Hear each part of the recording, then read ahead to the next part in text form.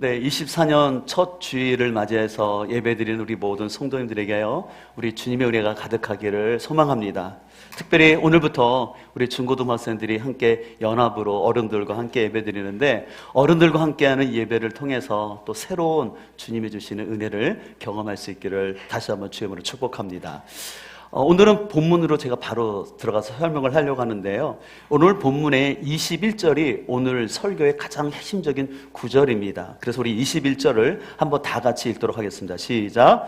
이 백성은 내가 나를 위하여 지었나니 나를 찬송하게 하려 함이니라. 여기 말씀을 보면 하나님이 우리를 창조하셨는데 왜 창조하셨냐면 우리를 통해서 찬송받기 위함이라고 말씀하고 있어요. 근데 여러분들, 좀 이 말씀이 좀 부담스럽지 않나요? 왜냐하면 저는 어렸을 때 이 말씀을 봤을 때 하나님이 좀 어떻게 보면 좀 이기적이랄까? 오늘날 말하면 관종이신가? 그렇게 사람들에게 인정받고 찬송받기 위해서 우리를 만드셨다고 하는데, 마치 그러다 보니까 저희가 로봇처럼 느껴지고, 하나님은 어떤 북한에 있는 그런 강압적인 지도자처럼 우리에게 찬양받기를 원하시는가라는 생각을 했습니다. 그냥 하나님이 나를 사랑하시고 그리고 나를 사랑하셔서 태어난 존재라고 말씀해 주시면 더 은혜가 될 것 같은데, 하나님 스스로가 찬양받기 위해서 저를 만드셨다고, 우리를 만드셨다고 하니까는 이 말씀이 좀 부담스럽게 느껴진 때가 있었습니다. 여러분들은 혹시 어떻게 느낄지 모르겠어요. 근데 여러분, 오늘 21절은 전혀 그런 뜻이 아닙니다. 오늘 21절은요, 하나님과의 관계가 온전히 회복되어서 하나님이 어떤 분인지를 알고 그 분을 증거하라는 교훈이 있습니다. 여러분, 성경에 많은 이야기가 있지만 그 성경의 많은 이야기를 세 단어로 얘기한다면 첫 번째는 창조입니다. 하나님이 이 세상을 창조하셨다는 것. 그 다음에 그러나 인간이 타락했다는 것입니다. 근데 이 타락한 인간을 하나님이 구속하셨다는 것입니다. 그래서 성경에 많은 말씀이 있지만 세 단어로 축약하면 창조, 타락, 구속입니다. 이거를 더 짧게 말하면 창타구라고 얘기해요. 한번 따라할까요? 창타구. 그래서 여러분들이 성경을 다 모르더라도요, 창타구만 아시면 돼요. 아, 이 세상은 하나님이 창조하셨고 그러나 인간은 타락했다. 근데 그 타락한 인간을 하나님이 구원하셨다. 이것이 성경의 가장 큰 중요한 핵심 메시지입니다. 그래서 오늘 이 21절은요, 바로 하나님이 창조하셨고 타락한 우리를 구원하셨다라는 이 진리의 말씀을 깨달은 사람들이 예배 가운데 하나님을 고백할 수 있다는 것입니다. 우리 모든 사람은요, 자기가 좋아하는 대상을 찬양하고 예배하게 되어 있습니다. 돈을 사랑하는 사람은 당연히 돈을 예배하겠죠. 또 어떤 사람의 인기를 좋아하는 사람은 그 인기에 목을 매면서 인기를 예배할 거예요.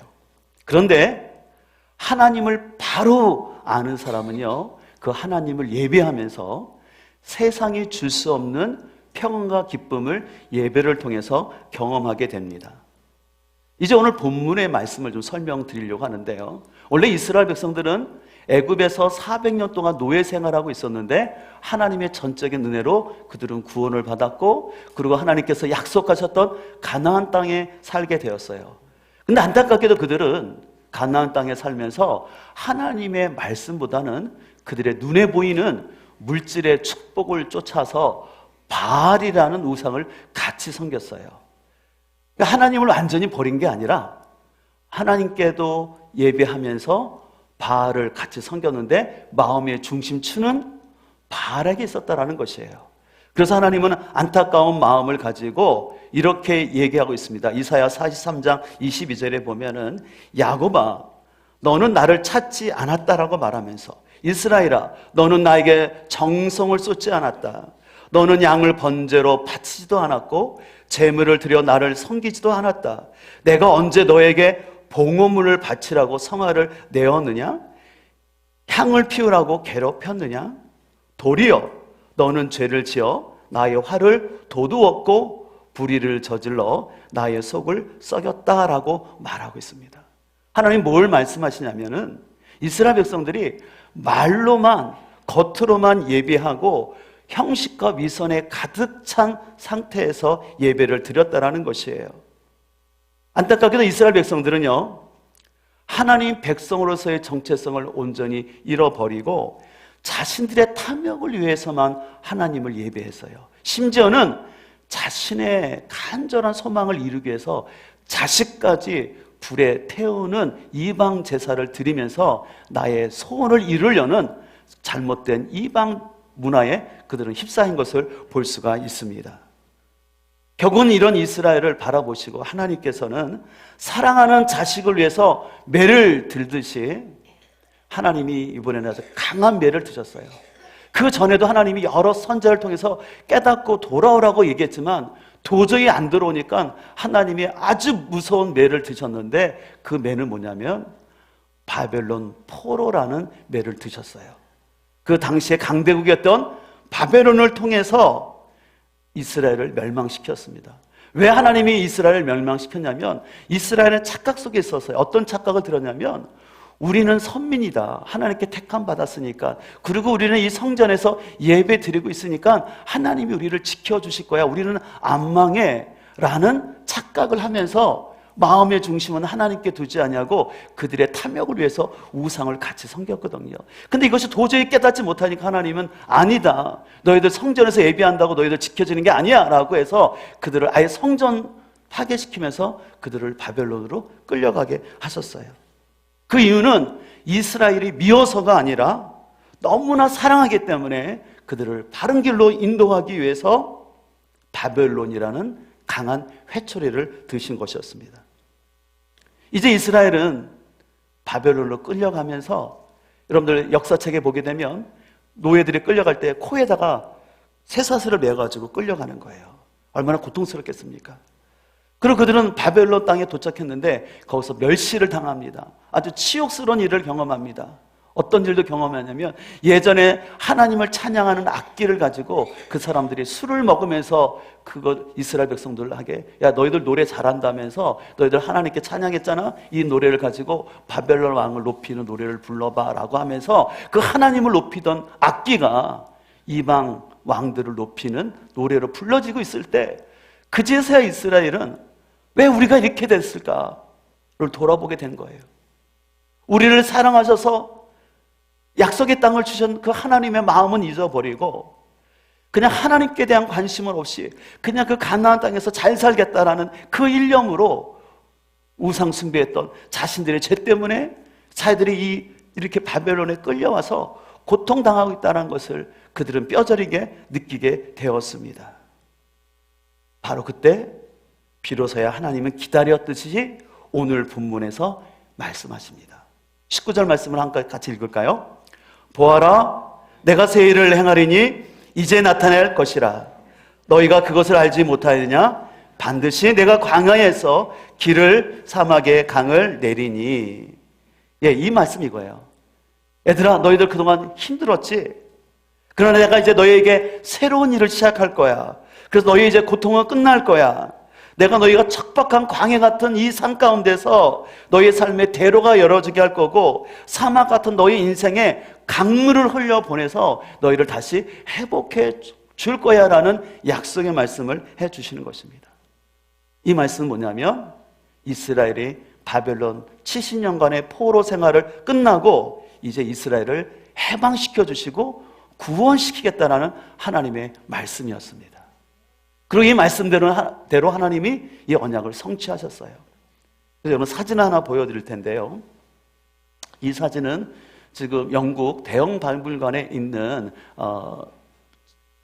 유물인데, 그 뭐냐면 키루스 2세 실린더라고 되어 있어요. 저 키루스 2세가 누구냐면 여러분들 성경에 나오는 고레스 왕이 키루스 2세예요. 저 실린더에 뭐라고 기록되어 있냐면 고레스 왕이 자신이 포로로 끌려왔던 그 종족들의 신앙의 자유를 허락하면서 그들을 본국으로 돌아가도록 해방시켜준다는 내용이 그대로 기록된 거예요. 그래서 이게 하나님께서 이스라엘을 해방시킨 것은 역사적 사실로 남겨져 있습니다. 여러분 사진 하나 보여줄 텐데, 지금 보여주는 사진은 뭐냐면 이스라엘이 하나님의 약속대로 3번에 걸쳐서 바벨론, 지금 말하는 이라크 땅인데 오늘날 그 이라크 땅에서 먼 사막을 건너서 이제 이스라엘이 돌아왔던 귀환의 여정이 지도로 표기되어 있습니다. 또 이번에 제가 또 사진 하나 보여드릴 텐데요. 지금 보이는 게 이스라엘 광야의 사진이에요. 평소에는 물이 하나도 없는 잡초만이 겨우 자라는 곳인데요.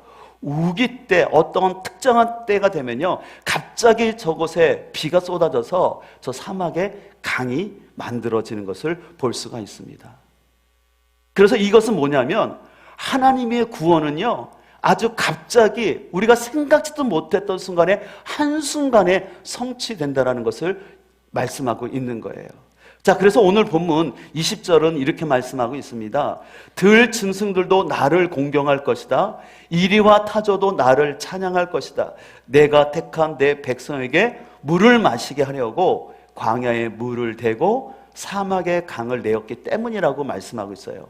여러분, 여기 이리와 타조는 광야에 사는 대표적인 동물인데, 이들이 하나님을 찬양한다라는 것은 뭐냐면 하나님께서 이스라엘을 바벨론에서 구원시켜서 이 광야, 사망을 통과해서 가나안 땅에 돌아오게 하신 것, 그것을 사람들이 알게 하신다는 뜻이 있습니다. 그리고 오늘 말씀에 있는 사막에 강을 낸다라는 것은 앞서 제가 보여드렸던 사막 사진처럼 메마른 광야에 있었지만 갑자기 강이 흘러서 생명들이 살아나는 것처럼 하나님이 기적적인 방법으로 이스라엘을 구원시켰다라는 말씀이 여기에 담겨져 있습니다. 사랑하는 성도 여러분, 이 약속의 말씀을 통해서 우리가 깨달을 것이 있는데, 우리의 구원은요, 나의 어떠한 노력이나 나의 어떠함이 아니라 어느 때는 하나님부터 갑자기 이루어지는 거예요. 내가 노력해서 구원을 받는 게 아니라, 내가 착해서 구원을 받는 것이 아니라, 어떻게 보면 낯선 타자와 같은 하나님이 내 삶에 갑자기 개입해 주심으로 말미암아 우리가 이 구원의 은총을 경험하게 되는 것입니다. 그래서 그런 하나님의 마음을 알 때 우리는 다시는 죄악 가운데 머물지 아니하고 예배 가운데서 하나님 안에 머무는 복을 누리게 되는 거예요. 그래서 오늘 21절에 말하는 이 백성은 내가 나를 위하여 지었나니 나를 찬송하게 하려 함이라는 말씀은 하나님이 이기적이고 욕심이 많아서 홀로 찬양을 독차지하겠다는 것이 아니라 하나님이 우리에게 베푸신 그 구원의 은혜를 경험한 사람들이, 하나님은 이 땅을 창조하셨고 타락한 우리를 구원하셨구나, 그 사실을 아는 사람들이 하나님께 감사함으로 예배를 드린다는 것이에요. 여러분, 여기서 더 한 가지 중요한 것은 뭐냐면, 우리는 보통 하나님께 예배를 드린다라고 얘기를 많이 하는데 맞아요.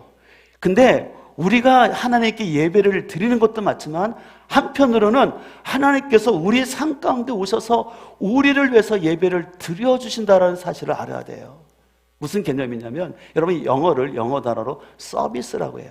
섬긴다라는 거예요. 그래서 우리는 예배를 통해서, 찬양을 통해서 예물을 드리면서 하나님을 섬깁니다. 근데 그런 예배가 가능할 수 있었던 이유는 뭐냐면, 바로 하나님의 아들이신 예수 그리스도가 우리를 위한 완전한 제사, 우리를 위한 완벽한 희생 예배를 드려주셨기 때문에 오늘 이런 예배를 드리게 된 줄 믿습니다.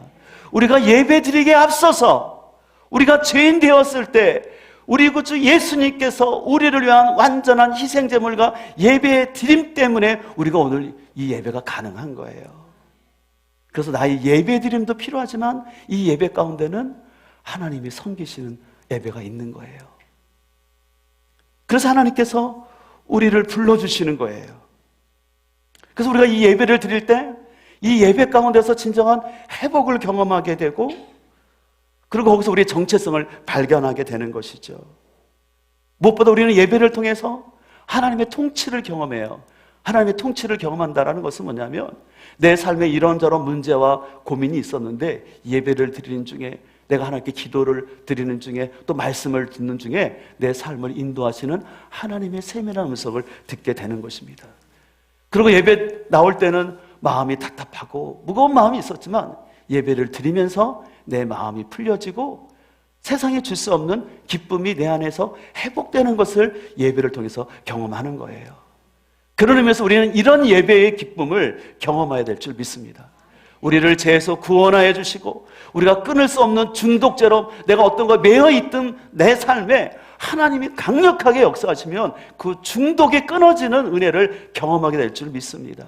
아까도 말씀드린 것처럼 무엇보다 예수님께서 우리를 사랑하셔서 그분이 우리를 위해서 최고의 예배를 드려주심으로 말미암아 우리가 하나님 앞에 나아갈 수 있는 길을 열어주셨다라는 이 사실, 그리고 아들 예수님을 보내주신 이 하나님의 아버지의 마음을 아는 것입니다. 그래서 그 하나님 아버지의 마음을 알고 우리가 예배에 나갈 때 거기서 우리가 회복이 되고 우리가 거기서 사는 길을 깨닫게 될 줄 믿습니다. 그래서 오늘 이사야 선자는 이런 하나님의 마음을 이사야 42장 21절에서 다음과 같이 고백합니다. 우리 자막을 보고 함께 읽을까요? 이스라엘아, 너는 나의 종이다. 내가 너를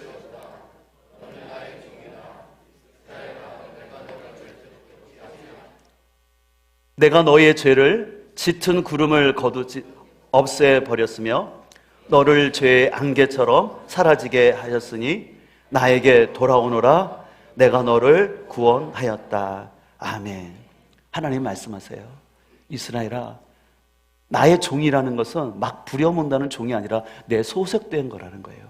넌 나의 소유물이야. 내가 너를 지었다니까.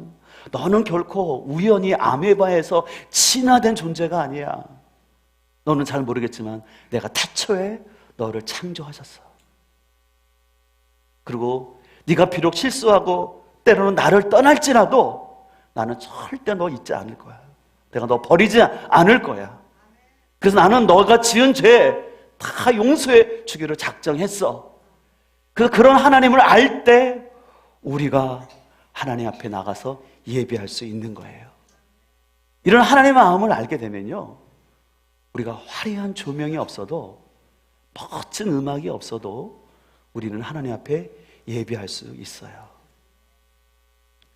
근데 문제는 우리에게 이런 복음의 귀한 은혜를 알지 못하기 때문에, 또 교회는 다니지만 마음속에 예수님을 깊이 영접하지 않았기 때문에 예배가 지루한 거예요.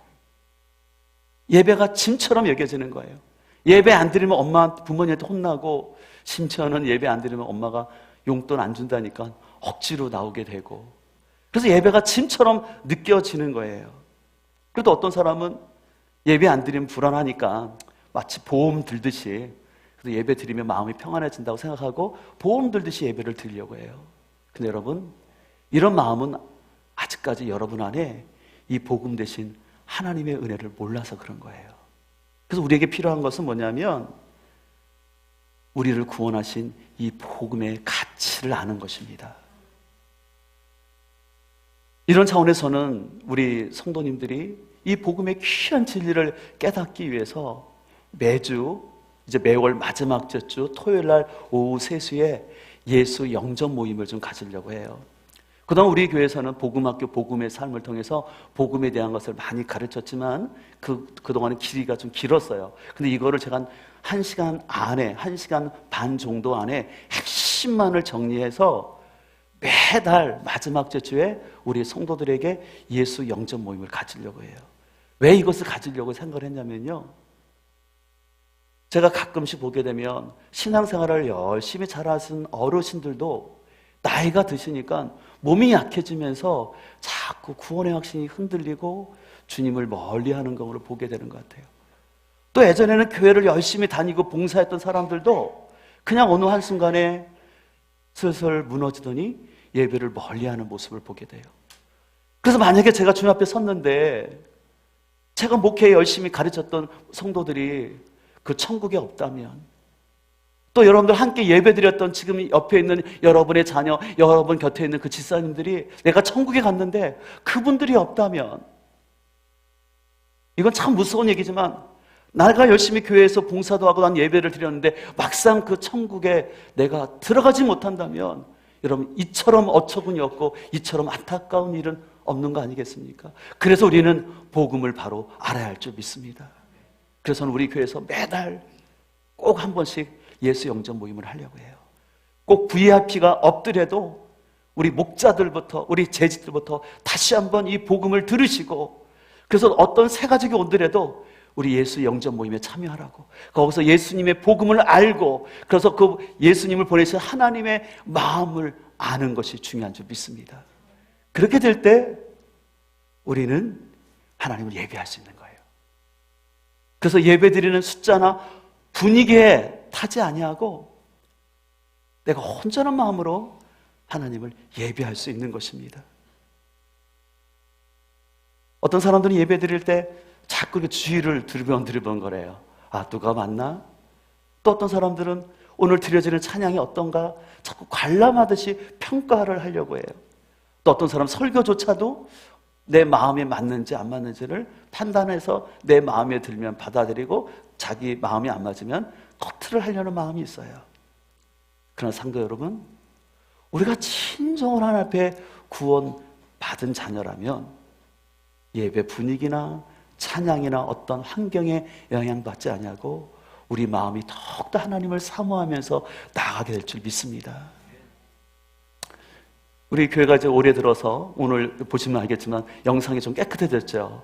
그래서 최선을 다해서 우리 교회 형편에 맞게끔 영상도 좀 고치려고 하고 여러 것들을 고치려고 하고 있어요. 그러나 이런 외적인 시스템을 바꾸는 것보다 더 중요한 것은 우리 마음이 바뀌어져야 할 줄 믿습니다. 우리 마음속에 진정으로 복음 대신 이 구원의 은총을 알 때 우리는 환경을 초월해서 하나님이 원하시는 예배자가 되고 그 예배를 통해서 여러분의 삶이 온전히 회복됨을 경험하게 될 줄 믿습니다. 근데 여러분, 이런 예배가 되기 위해서 빠져서는 안 될 것, 중요한 한 가지가 있습니다. 그것은 바로 예수님께서 승천하시고 우리에게 약속하셨던 보혜사 성령님의 기름 부음이 우리 가운데 있어야 돼요. 그래서 우리는 예배를 드릴 때마다 이 성령님의 인재를 갈망해야 합니다. 예수님께서는 요한복음 4장에서 우리가 어떻게 예배해야 할지를 아주 구체적으로 말씀하셨어요. 우리 한번 자막을 보고 우리 공동 번역으로 같이 한번 읽도록 하겠습니다. 하나님은 영적인 분이시다. 그러므로 예배하는 사람들은 영적으로 참되게 하나님께 예배 드려야 한다. 예, 여기서 하나님이 영적이시다라는 것은 뭐냐면 하나님은 우리 눈에 보이지는 않지만 구원받은 성도 안에 거하시는 성령님으로 말미암아 우리가 보이지 않는 하나님과 쌍방으로 느낄 수 있다는 것이에요. 그리고 영과 진리로 예배한다라는 것은 뭐냐면 이런 성령님을 의지하여서 내가 참되고 진실된 마음과 태도로 하나님께 예배하는 거예요. 여러분들이 진실되고 참된 마음의 반대는 뭘까요? 어렵게 생각할 거 없을 것 같아요. 억지로 드리는 예배. 누구 때문에, 체면 때문에 억지로 드리는 예배? 아니면 예배에 나와 있지만 산만하게 마음이 왔다 갔다 하고 내 시선이 왔다 갔다 하는 예배. 그리고 마음이 없이, 마음은 지난주 들었던 얘기나 또 내가 해야 될 것 때문에 분산된 마음이에요. 근데 그런 마음이 아니라 우리 가운데 성령님의 임재와 역사가 있기를 소망하면서 예배 드리는 것입니다. 그래서 오늘 이사야 44장 3절은 이렇게 말씀하고 있어요. 내가 메마른 땅에 물을 주고 마른 땅에 시내가 흐르게 하듯이 내 자손에게 내 영을 부어주고, 바로 내 영은 성령님을 말하고 있어요. 내 후손에게 나의 복을 내리겠다. 그들은 마치, 그 후손들은 시냇가의 버들처럼 풀처럼 무성하게 자랄 것이라고 말씀하고 있어요. 이제 하나님은요, 구원의 은혜를 경험한 이스라엘에게 또 다른 축복을 주시는데 너희뿐만 아니라 너희 후손들에게 내 영을, 다시 말해서 성령님을 보내주시겠다고 말씀하세요. 그러면 그 너희 후손들에게 성령을 경험하게 되면은 너희 후손들은 풀처럼 무성하게 자라날 것이라고 약속하셨어요.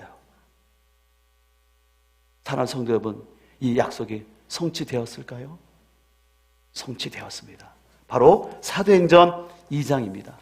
사도행전 2장 1절을 보게 되면 오순절 날이 이미 이름에 그들이 다 같이 한 곳에 모여서 기도하고 있었을 때 바람처럼 불처럼 성령님이 그들 가운데 임재함으로 인하여서 그들이 다 성령의 충만함을 받고 그 증거로서 다른 언어들로, 다시 말해서 방언으로 기도를 했다라는 거예요. 여러분, 이 말씀은 예수님이 부활 승천하신 다음에 그들에게 약속을 하셔서 승천하시면서 너희들은 내가 보내줄 성령을 받기까지 이 예루살렘을 떠나지 말고 기도하라고 말씀하셨어요.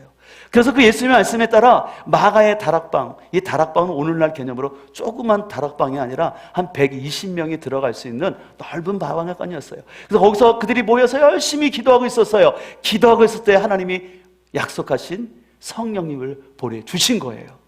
근데 그 성령이 임하시니까 그들에게 놀라운 체험이 나요. 마치 불이 그들에게 임한 것처럼 그들의 몸이 뜨거워지는 거예요. 그리고 그들이 혀가 바뀌더니 그들이 알지 못하던 말로 막 기도를 하는 거예요. 근데 그 기도하는 소리를 다 같이 알아듣는 놀라운 은혜가 베풀어진 거예요. 그래서 바로 이 성령의 역사로 인하여서 이제 교회가 시작됐어요. 그래서 초대교회 예배는요, 바로 이러한 부활되신 예수 그리스도를 기억하면서 성령님의 임재 속에서 아주 자유로운 예배를 드리면서 거기서 하나님의 능력을 경험하게 되었습니다. 심지어 사도행전 10장 45절을 보게 되면 이방인들에게도 성령 부어주심으로 인해서 놀라운 일이 경험했어요. 예전에는 성령을 유대인들에게만, 제자들에게만 부어준 줄 알았더니 이제는 누구든지 예수님을 부르는 이방인들에게도 성령 부어주심을 체험하게 된 거예요. 그래서 그들은 함께 모여서 성령님 안에서 예배할 수 있었습니다. 바로 이 성령의 기름 부으심을 영어 단어로 어노인팅이라고 합니다. 우리 학생들이 있기 때문에 이 어노인팅이라는 것은 뭐냐면 기름 부음이라는 거예요.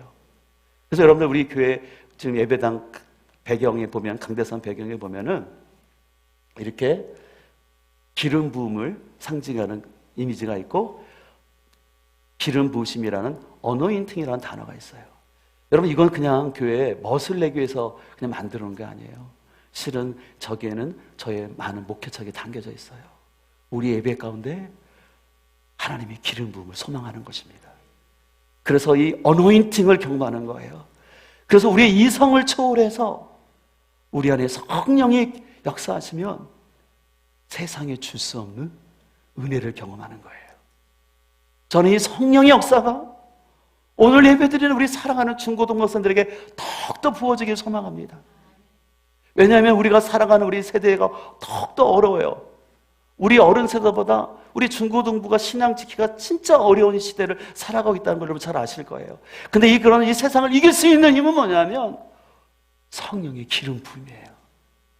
그것을 통해서 우리 아이들이 깨닫는 거예요. 아, 하나님 눈에 안 보이지만 하나님은 살아계시구나. 내 마음속에 뭉클한 감동을 주시고 깨닫게 해주시고 나에게 생각나게 하시고 용기를 주시고 내 죄를 사하여 주시는 그 하나님의 은혜를 예배 가운데 경험하는 것이죠. 그래서 저는 우리 교회 예배 가운데 이 성령님의 임재와 기름 부음을 더 갈망하면서 그 우리 사랑하는 성도들이 영적 세임과 능력을 경험하기를 간절히 소망합니다. 그래서 저는 우리 예배를 통해서, 우리 교회 예배를 통해서 두 가지를 지향하고 있어요. 첫 번째는 뭐냐면 우리 예배 가운데 불신자들이 와서 하나님의 임재를 경험하는 거예요. 그를 위해서 먼저 필요한 것은 우리가 먼저 하나님의 임재를 깊이 경험하는 거예요. 그래서 하나님 말씀 앞에, 그 하나님 앞에 찬양하고 나가는 우리의 그 진실한 모습 가운데 하나님이 임재하시면요, 예수님을 알지 못하는 사람이 이곳에 왔는데 뭔가 틀린 거예요. 세상에서 느낄 수 없는, 줄 수 없는 평안과 기쁨이 그 예배 가운데 경험되어질 때, 아, 여기는 뭔가 있는 것 같아. 그래서 하나님에 대한 갈망함이 생기는 것입니다. 그래서 저는 소망하는 것은 우리 교회 예배가 더 하나님 앞에서 자유롭고 또 질서 가운데 성령의 기름 부음으로 인하여서 하나님을 모르는 자들이 하나님 만나는 시간 되길 소망합니다.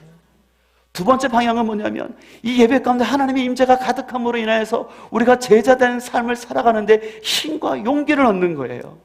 우리가 세상 가운데 그리스도인으로 산다는 건 쉽지가 않아요. 참 영적인 싸움이 많습니다. 그러나 그 예배 가운데 그 하나님의 힘을 경험하면요, 내가 직장에서 당하는 우겨싸움 속에서도 내가 믿음 가운데 살 수 있는 용기를 주시는 거죠.